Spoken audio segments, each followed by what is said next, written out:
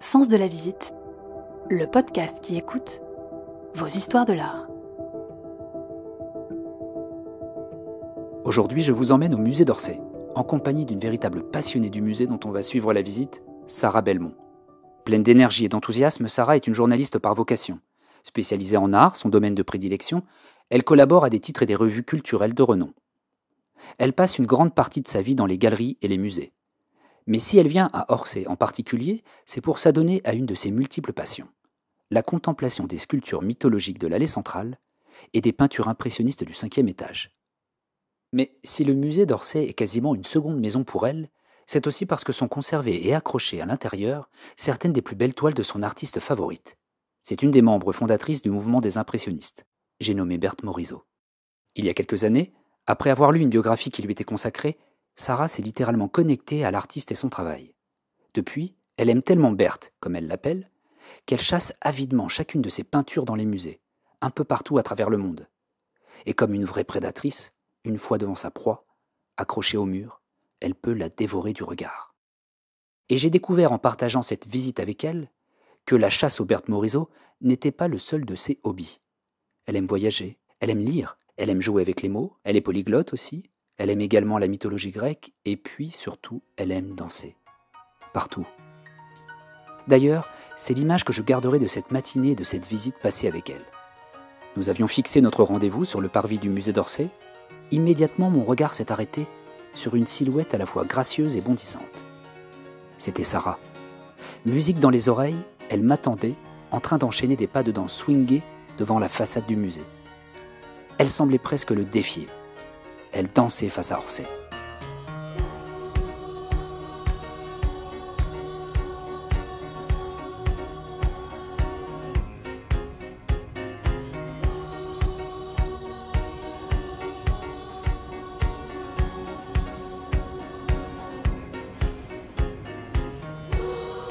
Et c'est vrai que j'aime beaucoup danser dans les musées ou à l'extérieur, donc ça, il ne faut pas s'étonner.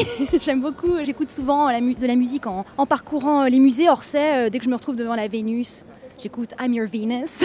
Voilà, donc j'aime beaucoup écouter de la musique. Sarah, tu as employé une phrase qui m'a marquée, c'est que tu m'as dit qu'à chaque fois que tu venais au musée d'Orsay, c'était comme un voyage pour toi. Alors ça commence d'ailleurs à l'extérieur, aux côtés des 6 sculptures qui représentent les 6 continents, qui ont été réalisées pour le Palais du Trocadéro en 1878. Ensuite, évidemment, on rentre, donc là on y est. On va passer devant plusieurs figures mythologiques dans l'allée des sculptures. Pénélope, qui est endormie, qui attend Ulysse désespérément, la pauvre, elle peut encore attendre. Ce que j'aime bien, c'est aller un peu plus loin parce qu'on croise une bacchante, ensuite Narcisse, même si c'est pas mon personnage préféré, étant donné le sort qu'il a réservé à la pauvre Écho, punie par Héra. Et puis ce que j'aime bien dire, c'est que généralement, en fait, je me perds au Louvre, mais je me retrouve à Orsay. Je me recentre au milieu de figures mythologiques et des impressionnistes. Voilà, et au Louvre, je n'arrive toujours pas encore à maîtriser la géographie, c'est quand même dur. Mais à Orsay, c'est plutôt clair. Donc je voyage, mais en terrain conquis. Est-ce que toi, ça t'arrive, quand tu es à Orsay, de t'imaginer qu'avant c'était une gare avec tout un flot de passagers ? Alors c'est très bien parce que je tombe souvent en arrêt devant l'horloge, qui est quand même un vestige de la vocation première du musée. Donc, c'est une gare qui a été construite par Victor Laloux à la fin du 19e siècle pour pouvoir accueillir les visiteurs potentiels à l'exposition universelle de 1900. Sa métamorphose en musée date de 1986, je ne dis pas de sottises, oui, sur une décision de Valéry Giscard d'Estaing. Donc on peut imaginer effectivement ce que tu disais, l'abondance de visiteurs. Enfin, de voyageurs. Maintenant, ils sont devenus voilà, qui sont devenus des visiteurs et nous-mêmes, nous sommes maintenant des voyageurs au sein de ce musée. Première collection impressionniste au monde, un courant qui fait forte impression sur moi. Et s'y tiennent de remarquables expositions. À l'affiche en ce moment, James Tissot, Jacques-Joseph de son prénom, Gigi Tissot. Très belle exposition. Alors c'est un musée aussi très accessible, qui a toujours travaillé sur son accessibilité. Donc moi, je pratique la langue des signes, donc j'ai été très sensible aux visites en langue des signes qui ont été proposées très tôt. Maintenant, c'est de plus en plus courant, mais ça ne l'était pas il y a 6-7 ans, par exemple. Le musée des Beaux-Arts de Lyon également est très très fort de ce point de vue-là. Mais alors, ce qui distingue Orsay, c'est la base de données. Si on regarde sur le site, pour tous ceux qui pratiquent la langue des signes, il y a quand même des commentaires d'œuvres en langue des signes, en LSF, sur le site du musée. Donc ils y travaillent en permanence. Est-ce que je peux te demander pourquoi tu as appris la langue des signes ? Alors c'est une longue histoire, j'ai vécu aux États-Unis, puis en rentrant, ma mère a voulu que je cultive la langue en étant en contact de jeunes filles au pair irlandaises, dont une qui parlait la langue des signes irlandaise, parce qu'il y a plusieurs langues des signes, hein, alors selon les régions, suivant les pays. Ça m'est resté, je pense, et puis j'ai des facilités pour les langues, et arrivé à un certain âge, je pense à la vingtaine, je me suis dit, bon, après le russe, l'anglais, l'espagnol, le latin, le grec ancien, le grec moderne, tout le monde m'a dit, bon, alors maintenant, il faudrait apprendre le mandarin. Je dis, oui, non, mais j'ai 20 ans, il faut être réaliste, non. Et je pense que inconsciemment, je me suis dit que ça pourrait me servir plus tard. Donc j'ai des projets aussi autour de ça, autour de la langue des signes et des musées. Il faudrait que je m'y replonge parce que c'est quand même une langue à entretenir. J'ai pensé que ce serait plus accessible. C'est très difficile, mais ça m'a ouvert sur toute une autre culture, un autre monde. Continue le sens de la visite avec Sarah. Et puis donc on se retrouve dans une grande salle, une salle où il y a les 2 grands Courbet, l'enterrement à Ornans et l'atelier du peintre de Courbet. C'est des tableaux gigantesques, vous ne pouvez pas les louper si vous passez. Sarah, toi tu as voulu t'arrêter devant l'atelier du peintre, c'est un tableau que tu affectionnes particulièrement. Manifeste du réalisme de Courbet, qui voulait le proposer dans le cadre de l'exposition universelle de 75, si je ne m'abuse. On lui a refusé et qu'a fait Courbet? Il a fait construire un pavillon pour abriter donc cette toile, exposer ses œuvres, et l'enterrement à Ornans aussi. Alors divisé en 2, on le sait, le monde des actionnaires qui compte ses amis, le monde beaucoup plus trivial à gauche, et puis se représente au centre avec un modèle dénudé, voilà, un chat, etc. Bon, bref. Et alors c'est moi qui ai une petite colle. Il y a un nombre important de repentirs. Les repentirs, c'est un phénomène qui me fascine. Ce sont ces images cachées dans des tableaux. Alors, il y a des corrections, il y a plein d'histoires qui auréolent ce phénomène pictural. Et un qui est particulièrement intéressant dans ce tableau. Alors, le connais-tu? Non. La toile le laisse transparaître, ce qui n'est pas toujours le cas. Mais Courbet utilisait des matériaux bas de gamme, donc la toile a mal vieilli. Alors, Courbet a représenté la maîtresse de son ami Baudelaire. Et oui, relation très tempétueuse entre les deux, entre Jeanne Duval, elle s'appelait Jeanne Duval, et le poète qui a demandé à Courbet d'effacer ce portrait, de supprimer. Sauf qu'il ressort, et il est juste là. Voilà, alors la toile a été restaurée il n'y a pas très longtemps et évidemment plein d'analyses ont confirmé la présence de ce portrait. Et alors elle plane au-dessus de lui comme une espèce de muse invisible, d'esprit. Ah oui, on dirait alors, presque un fantôme. De fantôme qui le hante ou qui l'inspire, on ne sait pas. Cette petite médaille blanche là aussi. Alors c'est drôle parce que j'étais avec des gardiens l'autre jour, je dis mais j'ai perdu Jeanne Duval, où est-elle? Et eux-mêmes pensaient que c'était le médaillon. Elle est juste là. Baudelaire est ici, donc elle est entre 2 têtes. Ah oui, d'accord. Voilà. On la voit très très peu, il faut vraiment s'approcher. Même je conseille à tout le monde de prendre une photo pour la voir apparaître. Donc il y a un fantôme à découvrir dans le musée d'Orsay. Dans le tableau de l'atelier, dans le musée d'Orsay. Exactement. C'est pas le fantôme du Louvre, c'est le fantôme d'Orsay. Exactement. C'est ça. Voilà. Alors, oui, une figure un peu fantomatique. Venez là, c'est mieux, on la voit mieux. Ah oui, une femme qui semble regarder le lecteur. Oui. C'était la maîtresse de Baudelaire. D'accord. Et Courbet a demandé à Baudelaire de l'effacer. Sauf qu'elle réapparaît. Avec elle le temps. réapparaît avec le temps, voilà. Il l'a effacé avec quelle technique de... Non, il l'a recouvert avec une couche de peinture supplémentaire, mais avec le temps, ça s'est estompé, disons. La couche supplémentaire. Ok. La couche supérieure, c'est édulcoré. Ah, sympa. Merci pour l'anecdote. Je vous en prie. Oh, chouette. Bon, on va peut-être monter un... J'adore ce musée, c'est incroyable. Faire le Whistler, après le comptable, on y va.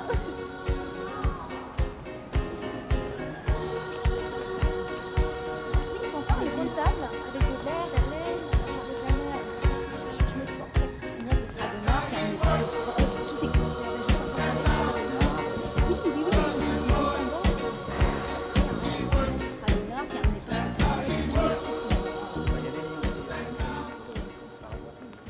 Voilà. Alors je suis désespérée, Jérémy, parce que je voulais qu'on s'arrête devant un tableau de Berthe que j'aime beaucoup. On est au 5e étage, on a pris l'ascenseur, on rentre dans la salle des impressionnistes, celles qui te font tant d'impressions. Les tableaux, je parle, ceux qui te font tant d'impressions. Oui, les tableaux, les personnages, ouais. Tous. Et alors malheureusement, un de mes tableaux préférés, qui est un portrait de Berthe Morisot par Manet, le fameux Berthe Morisot au bouquet de violettes, n'est pas là. Il est en voyage, j'ai demandé, à Abu Dhabi. Il ne reviendra que dans quelques mois. Mais on peut toujours s'arrêter devant un autre portrait de Berthe Morisot par Édouard Manet, qui la représente avec un éventail. Il y en a un autre d'ailleurs, Berthe Morisot à l'éventail, qui est conservé au musée des Beaux-Arts de Lille, si je ne m'abuse. Et c'est le seul portrait où apparaît l'alliance de Berthe, qui s'est mariée à 33 ans. C'est quand même à l'époque, elle a résisté pour pouvoir se concentrer sur son œuvre. Elle ne trouvait pas de prétendant, elle ne trouvait pas chaussure à son pied, si on peut dire. Et son mari, d'ailleurs, qui était le frère cadet d'Édouard Manet, était, j'aime pas le dire comme ça parce que c'était un beau couple, mais à sa botte, on parlait de chaussures. Mais il a beaucoup soutenu dans sa carrière, parce qu'elle a fait œuvre. Elle a exposé dans tous les salons impressionnistes, sauf un, parce qu'elle a donné naissance à sa fille, qui a été le grand amour de sa vie, Julie. Déjà, d'où te vient cette passion pour Berthe Morisot ? Alors, c'est inexplicable. Est-ce qu'on explique les coups de foudre ? Je ne sais pas. J'ai lu la biographie de Berthe Morisot par Dominique Bonnat, qui est rentré à l'Académie française, il y a quelques années, il y a peut-être 10 ans. L'écriture aidant, le style de l'auteur aidant, je suis tombée raide dingue. Je me suis dit, mais c'est qui cette femme incroyable, qui a fréquenté les plus grands, mes idoles, Manet, Monet, Renoir. Passion pour Renoir, moi. Et je me suis penchée sur son sort. Je ne suis pas du tout experte. Après, il s'avère que le destin m'a conduit à Chicago, à The Art Institute, qui abrite aussi une collection impressionniste très importante et qui a conforté mon amour pour Berthe, parce que ma toile, j'ai jamais de favori, j'aime tout, je suis très enthousiaste dans la vie, mais là j'ai une toile absolument favorite qui est Femme à sa toilette, débutée en 1875. Bon, j'adore, je tombe complètement en arrêt, je la traque d'une exposition à l'autre, parce qu'elle a voyagé. Donc quand je l'ai retrouvée à Orsay dans le cadre de l'impressionnisme et la mode, je l'ai retrouvée à Orsay dans le cadre de l'exposition consacrée à Berthe Morisot il y a quelques années. Bon, j'adore cette toile. Bon, je ne sais pas, le poudré, la fulgurance du trait, la délicatesse. Bon. Bref, une femme de dos qui est en train de défaire ou refaire sa coiffure, on ne sait pas, un mystère émane de cette figure. J'atterris à New York dans le cadre d'un voyage de presse, et puis je tombe sur une femme de dos, signée Manet, 1876. Alors là, je me dis, d'accord. Au début, j'ai pensé que c'était un Berthe Morisot, un autre Berthe. Pas du tout Manet. Ce qui prouve bien que Manet s'est inspiré beaucoup de Berthe, mais c'est un échange entre les deux. Elle n'a pas été son disciple. Elle a été son modèle. Je crois qu'il l'a représentée 12 fois. C'était sa muse. 12 portraits de Berthe Morisot par Manet. Alors je crois que la toile devant laquelle on se trouve date de 1872. Ce qui est intéressant, c'est qu'elle est vêtue de noir, où elle cache son visage d'un éventail. Alors pourquoi se cache-t-elle ? Y a-t-il quelque chose à dissimuler ? Elle est en noir, il exalte sa beauté espagnole, c'est pour ça qu'il l'aimait beaucoup, Manet copiait Velázquez, Goya, des 3 sœurs Morisot, parce qu'elles étaient 3, Edma, Yves et Berthe. C'était celle qui avait le physique le plus hispanique, avec un port altier, une mâchoire bien dessinée, et puis la pommade, ouais. Est-ce que tu te souviens donc de la première œuvre de Berthe Morisot que tu as vue ? La première œuvre de Berthe Morisot que j'ai vue, oui, forcément, sur la biographie, la couverture de la biographie, donc c'est ce fameux portrait au bouquet de violettes qui habille le livre, qui habille la plupart des éditions de la biographie rédigée par Dominique Bonnat. Ouais. Voilà. Et alors là, c'est fascinant, parce que là, on voit que la tête, c'est un gros plan sur la tête, mais c'est ses yeux noisettes qui vous fixent. Et vraiment une allure folle. C'est ça qui m'a le plus... Mais bon, je m'attache très peu. J'ouvre un livre, moi, je suis bibliovore. La première chose que je voulais faire, c'était lire. C'est ensuite le premier, j'ai dû aller à Orsay. Parce que ce que m'a inspiré ce livre, c'est l'envie de partir à Orsay. Et je me suis tracé une visite. Là, c'était le sens de la visite Berthe Morisot. Et j'avais une visite thématique. Je me souviens, après, j'ai emmené des amis. J'étais, oui, alors on va faire tous les Berthe Morisot. Et plus tard, évidemment, j'ai découvert que le musée Marmottan abritait le plus grand fonds Morisot au monde, avec des portraits de Julie Manet, sa fille, qui sont très émouvants. Voilà, donc je l'ai traqué, Berthe. À la Fondation Bimbert, il y a aussi un pastel que j'aime énormément en plein air, de Berthe. Voilà, je l'appelle même Berthe. Hashtag Passion Morisot, mais pour moi, c'est Berthe. Voilà. Et ce tableau, La Toilette, quand tu dis je l'ai traqué, c'est-à-dire que tu es allé le voir dans différentes expos. Et qu'est-ce que tu ressens quand tu retrouves un tableau que tu as déjà vu ? Tu penses que tu vas retrouver autre chose, que tu vas le voir différemment, si tu le vois dans différents lieux ? Je découvre des touches différentes, parce qu'elle travaillait quand même à la fin par touche, pas par tâche, par touche. Elle allait tellement vite que, elle a libéré les cadres. On parle pas de non finito quand même, parce que ce sont des toiles très achevées, mais elle allait tellement vite qu'on voit parfois transparaître la toile brute. Mais c'est le poudré, cette espèce de transparence qui me fascine et qui me happe finalement dans la composition. Puis alors en plus moi sans lunettes je vois rien, donc c'est super, c'est un flou artistique total, je me plonge dedans et c'est l'impressionnisme encore accentué. Et alors je me perds dans ce tableau, vraiment je découvre toujours une touche, un détail, une couleur, une nuance que je n'avais pas vue. Voilà, ça s'explique même pas. Je suis devant et je me sens bien. Je me sens transportée à tel point que je reste vraiment, je peux y rester. Je peux rester devant 30 minutes. Je me souviens un gardien une fois qui m'a dit on ferme. C'était à Chicago, donc je retourne souvent à Chicago. Donc chaque fois j'attendais, je fonçais à l'Art Institute. J'allais au premier étage en montant en courant les escaliers. Et alors certaines années elle était là, certaines années elle n'y était pas. Elle disait mais où est femme à sa toilette? Ah elle est en voyage, elle est à Paris. Je fais quoi? Elle est à Paris. Alors, hop, je rentrais à Paris ensuite. Et je disais hop, j'allais la voir. Il y a quelque chose dont tu m'as parlé dans l'œuvre de Berthe Morisot, c'était sa rapidité d'exécution, plutôt vers la fin de sa carrière. Par petites touches, on a l'impression d'une énergie, presque d'une urgence. Est-ce que je peux me permettre, je vois un lien avec ton énergie à toi? Ce n'est pas la première fois que quelqu'un dresse ce parallèle. Berthe, si tu nous entends, écoute, je ne sais pas ce que tu en penses. Je ne suis pas hyper active parce que je n'ai pas un manque à combler dans ma vie. Au contraire, mais c'est vrai qu'il y a une passion qui m'anime.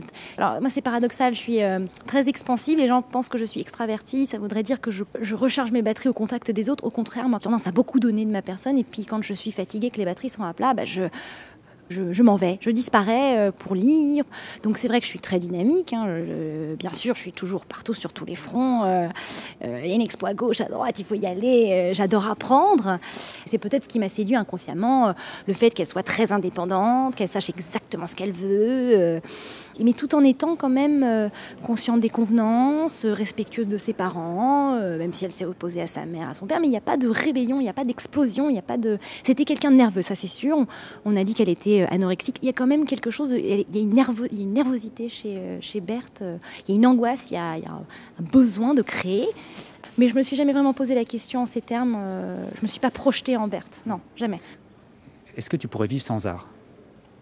Non, c'est pas possible. Je pense pas, c'est pas possible. Je pense les 3/4 de ma semaine au musée. Donc déjà le confinement ça a été dur. Alors il y a les musées, mais le rapport à l'œuvre est irremplaçable. Parce que je pense qu'on est d'abord devant une œuvre, on est face à soi-même. Le premier critique d'art, c'est soi-même. L'art, l'esthétique, ça vient d'Aïssanomai en grec, je le dis tout le temps. C'est éprouver, ressentir. Personne ne peut ressentir ce que tu ressens ou ce que tu éprouves à ta place. Il faut se promener déjà au musée. Je pense qu'il faut laisser son regard dicter le sens de la visite. Il faut laisser l'étoile nous attirer aussi. Et puis s'il n'y en a aucune qui nous attire, tant pis. Traverser l'espace. Puis au musée, on peut se poser au café. Je ne sais pas, moi, flâner dans la boutique du musée. Il y a plein de choses. Discuter. Maintenant, il y a des speed visites dans certains musées. Ça, c'est génial. Dans le cadre d'expositions temporaires, genre la Fondation Louis Vuitton, c'est génial. Pour les gens qui travaillent, qui ont un peu de temps à midi, vous avez 1 heure pour manger, 1/4 d'heure dans une salle d'exposition, boum boum, avec un guide qui vous initie à un tableau. Vous ressortez, vous allez chercher un sandwich, vous rentrez au bureau et voilà. Bon. Si intérêt il y a, c'est pas la peine de se forcer non plus. Ouais, il faut se faire plaisir. S'il y a une curiosité, il faut toujours s'écouter. Ouais. Il y a encore 2 Berthe, je crois, de l'autre côté. Oui. Regardez juste les coquelicots, j'en profite parce que... On est devant un tableau de Claude Monet, les coquelicots, la promenade. Là, je racontais une histoire personnelle avec ce tableau. Et puis, Sarah me dit, t'as qu'à l'acheter, ce tableau, s'il te plaît tellement. Et puis, je me dis, est-ce que si je l'avais chez moi, est-ce que ça changerait quelque chose? Est-ce que, finalement, j'en profiterais plus? Je plaisantais, mais une plaisanterie parce que je me suis renvoyé l'ascenseur, parce que c'est vrai que je me pose souvent la question. Dans le métier, on me demande tout le temps, est-ce que tu collectionnes? J'aime tellement aller au musée. Alors si je collectionnais, ce serait pour exposer, pour montrer, pour partager. Mais j'ai pas envie d'enfermer des œuvres chez moi. Je préfère aller au musée, moi. Vraiment, je préfère faire l'effort de sortir et d'aller voir les artistes quand ils sont encore vivants, d'aller voir les toiles. Ouais, c'est un vrai voyage.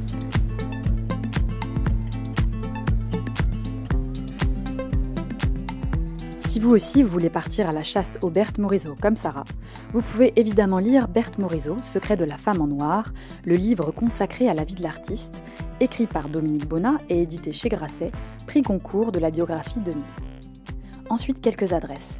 Bien sûr, le musée d'Orsay pour contempler lorsqu'elle sera revenue de voyage Berthe Morisot au bouquet de violettes, portrait d'Édouard Manet, et pour mieux profiter du musée, on vous conseille de venir le jeudi soir pour la nocturne jusqu'à 21h45, Une manière de découvrir les œuvres dans une ambiance plus conviviale. On poursuit avec le musée Marmottan, dans le 16e arrondissement de Paris, qui conserve et expose le premier fonds mondial de son œuvre.